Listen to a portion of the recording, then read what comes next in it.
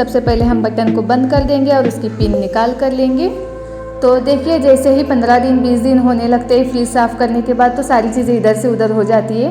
तो सारी चीज़ों को मैं निकाल कर लूँगी। उसके पहले यहाँ पे देखिए मैंने मलाई मतलब दूध से मलाई निकाली है मोटी वाली। अगर आपको भी ये वीडियो चाहिए तो आप मुझे कमेंट करके ज़रूर बताना। तो यहाँ पे मैंने मलाई जमा की है, 15 दिन की मलाई है। ज़्यादातर 15 से 20 दिन में ही मैं मक्खन निकालती हूँ। एक प्रॉपर हमें पतीला या डिब्बा रखना है जिसमें वो 15 दिन या 20 दिन के अंदर वो भर जाए। और भरने के बाद आप उसे तुरंत ही निकालें। तो इस तरह से ये वाला वीडियो भी मेरे चैनल पे अपलोड है, आप देख सकते हैं। तो मैंने सारी चीज़ें निकाल कर ले ली है इसे साफ़ करने के लिए। ये फ्रिज में ना मैक्स लगाना बहुत ज़रूरी है, क्यों ये मैं आपको आगे बताती हूँ। तो उसी तरह से फ्रिज में सारा सामान निकाल कर लेंगे और ये आसानी से निकल जाता है।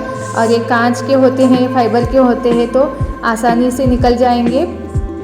इसके ऊपर स्क्रैचेस ना आए। और इसे किस तरह से साफ़ करना है ये भी मैं बताऊँगी। फ्रिज के डोर पर भी हम बहुत कुछ रख देते हैं, तो इसे ऊपर सिर्फ हल्का सा नीचे से प्रेस करेंगे तो ये आराम से निकल जाएगा। तो इन सब चीज़ों को भी निकाल कर लेंगे। फ्रिज के अंदर जो भी पार्ट्स है वो पहले हमें धोकर सुखाना है, उसके बाद हम फ्रिज साफ़ करेंगे। तो इसे लिक्विड सोप से सिंपली धोकर लेना है। उसके बाद मैंने यहाँ पे ली है एक बकेट में मैं यहाँ पे डाल रही हूँ मीठा सोडा। तो यहाँ पे मैंने 3 चम्मच मीठा सोडा ले लिया है और इसे ना मिक्स करके लेंगे अच्छे से। और उसके बाद साफ़ कपड़े से डुबोकर हमें फ्रिज को साफ़ करना है। सेकंड टाइम हमें फ्रिज किससे साफ़ करनी है जिससे वो बहुत ही ज़्यादा क्लीन हो जाएगी। फर्स्ट स्टेप हमारा ये है कि हम यहाँ पे सिर्फ सोडा से, मीठा वाला खाने वाला सोडा जो होता है उससे साफ़ करेंगे। तो बस इसमें कोई भी ज़्यादा दिक्कत नहीं होती है। बस ये खाने वाले सोडे के पानी से हम हल्का सा इसे घिसेंगे तो जो साइड में पीले कलर के दाग होते हैं वो सभी दाग इसमें से निकल जाएंगे। हमें ज़्यादा मेहनत भी नहीं करनी होती है यहाँ पे। अगर बहुत ही ज़्यादा फ्रिज गंदा हुआ है और ज़्यादा पीले दाग है तो आप यहाँ पे टूथब्रश का इस्तेमाल कर सकते हो। टूथब्रश में आप थोड़ा सा खाने वाला सोडा डालेंगे और उसे हल्का सा घिसेंगे तो वो दाग चले जाएंगे। तो यहाँ पे मैं बस कपड़े से ही पोंछ कर ले रही हूँ। गीले कपड़े से पोंछने के पहले हमें सूखे कपड़े से जो भी इसमें फ्रिज के अंदर कचरा है वो निकाल कर लेना है। नीचे वाला डिपार्टमेंट भी हमें इसी तरह से साफ़ करना है। बस हल्का सा हाथ लगाने से साफ़ हो जाता है। उसमें जो भी दाग धब्बे हैं वो सभी निकल जाते हैं। कोई भी जूस वगैरह या दूध गिरा होगा उसके सभी के दाग ये मीठा वाला सोडा के पानी से निकल जाते हैं। फ्रिज के डोर में हम पानी की बोतल रखते हैं या फिर जूस वगैरह रखते हैं, उसके भी दाग यहाँ पे गिरे हुए होते हैं। तो बस हल्का सा साफ़ करने की वजह से, ये कपड़े से पोंछने की वजह से आसानी से निकल जाता है। तो फ्रिज के अंदर से सफाई होने के बाद तो ऊपर की रबर भी हमें साफ़ करनी होती है। अगर बहुत ही ज़्यादा गंदी है तो यहाँ पे भी टूथपेस्ट पर हल्का सा मीठा सोडा लगाकर इसे घिसने से ये रबर जो भी गंदी हुई है वो साफ़ हो जाती है। तो मैं यहाँ सिर्फ कपड़े से पोंछ रही हूँ। तो ये पूरी तरह से साफ़ करनी है तो ये निकल भी जाती है।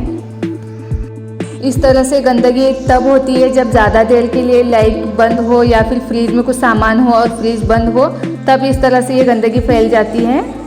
मतलब हम कहीं बाहर जाने वाले होते हैं 2-3 दिन के लिए और फ्रिज में कोई सामान नहीं है तो हम फ्रिज को तो बंद कर देते हैं लेकिन उसका डोर भी बंद कर देते हैं। उसकी वजह से इस तरह से ये प्रॉब्लम आती है, ये गंदगी फैल जाती है। फ्रिज के अंदर उसके डोर पर, उसके रबर पर इस तरह से काले दाग हो जाते हैं क्योंकि अंदर जो गीलापन होता है ना वो सूखता नहीं है और उसकी वजह से स्मेल भी ज़्यादा बढ़ जाती है। तो आप कहीं बाहर जाए तो हमेशा फ्रिज का डोर ओपन ही रखना जब फ्रिज बंद हो, तो जिसकी वजह से इसके अंदर हवा खिलती रहेगी और ये इसके दाग वगैरह भी नहीं होगी और इसमें कोई स्मेल भी नहीं आएगी। तो देखिए फ्रिज के अंदर स्मेल आने की वजह यही से होती है। इसे सबसे अच्छा साफ़ करना ज़रूरी होता है। तो उसी कपड़े से मैं यहाँ पे पोंछ कर ले रही हूँ क्योंकि ये यहाँ से पानी जो भी फ्रिज का एक्स्ट्रा होता है वो पीछे चला जाता है और पानी पीछे रुका हुआ होता है, उसी से यहाँ पे स्मेल आने लगती है। तो सबसे पहले इसे अच्छे से साफ़ करके लेना ज़रूरी है। अगर यहाँ पे अच्छे से साफ़ नहीं हो रहा है तो आप टूथब्रश का इस्तेमाल कर सकते हैं। इसे साफ़ करने के बाद भी ना इसके अंदर आप हल्का सा लुकवार्म वाटर डाल सकते हैं या फिर आप 1 या 2 कप यहाँ पे सादा पानी भी इसके अंदर डाल सकते हैं ताकि उसकी जो पीछे वाली पानी की पाइप है वो भी अच्छे से साफ़ हो जाए। उसके बाद पीछे वाला पानी भी हमें निकाल कर लेना है और उसे भी अच्छे से साफ़ कर लेना है। तो फ्रिज को अंदर से, बाहर से, ऊपर से सभी जगह से अच्छे से पोंछ कर लेने के बाद वो पहला वाले पानी फेंक कर लेना है और कपड़े को भी अच्छे से साफ़ धो कर लेना है। उसके बाद फ्रिज को हम सादे पानी से अच्छे से वापस से पोंछ कर लेंगे ताकि उसकी बची हुई स्मेल भी निकल जाए। तो यहाँ पे मैंने अच्छे से फ्रिज को पोंछ कर ले लिया है। अब मैं आपको नॉनवेज चीज़ें रेफ्रिजरेटर या फ्रीज़र में किस तरह से स्टोर करना है ये बताऊंगी। तो हम क्या करते हैं, जैसे ही हम नॉनवेज मटन चिकन जो भी लाते हैं यूज़ होगा उतना लेते हैं और जो बचा हुआ होता है उसे डायरेक्ट ही इसी तरह से हम फ्रीज़र में रख देते हैं। तो ऐसी गलती हमें नहीं करनी है। तो हमें ना सबसे पहले उसके नीचे प्लेट रखनी है, या फिर आप छोटा वाला पतीला अपने हिसाब से जो भी पतीला या फिर उसके नीचे कोई प्लेट रख के ना उसे फिर वापस से हम फ्रीज़र में रखना है। ऐसा करने से जो भी हमारा मटन चिकन में से जो भी पानी वगैरह होगा ना वो निकलेगा नहीं, निकलेगा तो वो प्लेट में रहेगा, फ्रीज के अंदर फैलेगा नहीं। जैसे वो पाइप से जाएगा पीछे के साइड और वहाँ से उसकी स्मेल पूरी फ्रीज या फ्रीज़र में फैल जाती है। तो ये करने से उसका स्मेल नहीं आएगी और वो एक्स्ट्रा जो भी पानी होगा वो प्लेट में या फिर किसी बर्तन में रहेगा। तो हमें मौसम के हिसाब से यहाँ पे कूलिंग सेट करना होता है। जैसे ही बारिश या सर्दी का मौसम होता है तो हमें कूलिंग कम में रखनी है और गर्मी के सीज़न में हमें मौसम में ज़्यादा रखनी होती है। तो हमेशा मैं सर्दी में और बारिश में यहाँ पे मैं 1.5 से 1 के बीच में रख देती हूँ, और जब गर्मी होती है तो गर्मी जैसे ज़्यादा होती है तो 3 पर रखती हूँ या फिर 2 पर रखती हूँ।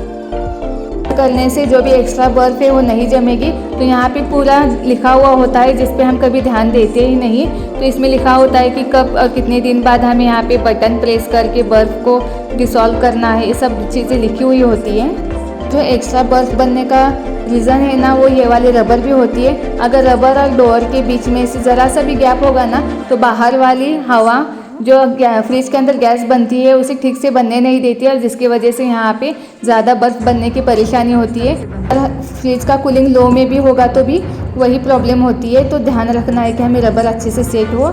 इसके जो भी पार्ट्स हमने धोकर लिए थे वो अच्छे से सूखे हैं, सूखे नहीं होंगे तो भी हमें उसे अच्छे से पोंछ कर लेना है। फिर वापस से हमें यहाँ पे फ्रिज के अंदर सेट करना है। उसके पहले हमारी फ्रिज भी पूरी तरह से सूखनी चाहिए। उसे पोंछने के बाद कम से कम आधा घंटा तो भी ओपन ही रखना है ताकि वो अच्छे से सूख जाए।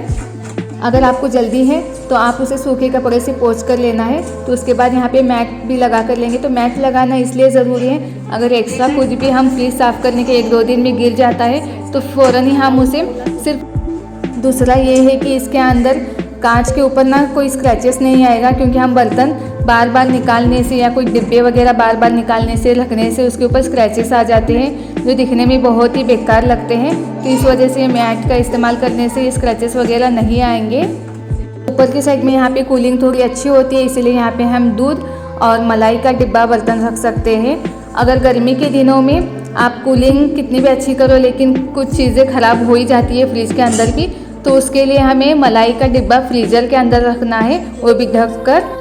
गर्मी के दिनों में खासकर अंडे फ्रीज में रखेंगे तो ख़राब नहीं होंगे, लेकिन बारिश और सर्दी के मौसम में आप अंडे को बाहर रख सकते हैं। तो अंडे रखने के लिए भी आपको कम स्पेस चाहिए, तो आप इस तरह से कोई भी टोकरी का इस्तेमाल कर सकते हैं, जिसकी वजह से फ्रिज में स्पेस कम बैठेगा और बाकी की चीज़ें आप आराम से रख सकते हैं। फुल डिटेल में अंडे को किस तरह से स्टोर करनी है या फ्रिज में और भी कोई चीज़ें किस तरह से स्टोर करनी है ये मैं आपको दूसरे वीडियो में बताऊंगी।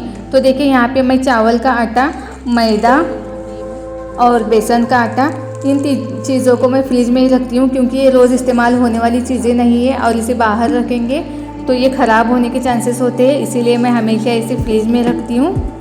बेसन के आटे को फ्रिज के अलावा बाहर स्टोर करने के लिए उसमें क्या मिलाना चाहिए इसके लिए मैं अलग वीडियो बनाऊंगी। आप इन पार्ट्स को अपने डब्बे के हिसाब से, पतीले के हिसाब से, बाकी चीज़ों के हिसाब से कम ज़्यादा कर सकते हैं, छोटा बड़ा कर सकते हैं। तो यहाँ पे मैंने नारियल को खींच के इसे सुखा कर ना डब्बे में स्टोर कर रही हूँ, जब भी ज़रूरत होगी इसमें से निकाल कर लेंगे। अगर इसे बाहर रखेंगे तो इसमें स्मेल आने लगती है, इसीलिए इसे फ्रिज में रखेंगे।